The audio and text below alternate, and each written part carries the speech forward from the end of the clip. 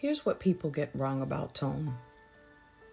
They think tone only matters if they meant to be rude. But impact does not wait for intention to catch up.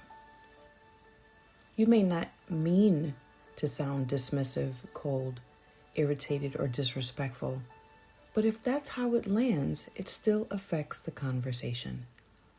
And no, that doesn't mean that you have to walk on eggshells. It means you have to be aware of how your words are being delivered. A better response is not, "That's just how I talk." A better response is, "Let me say that differently." That one shift can stop a small disagreement from turning into a full-blown argument.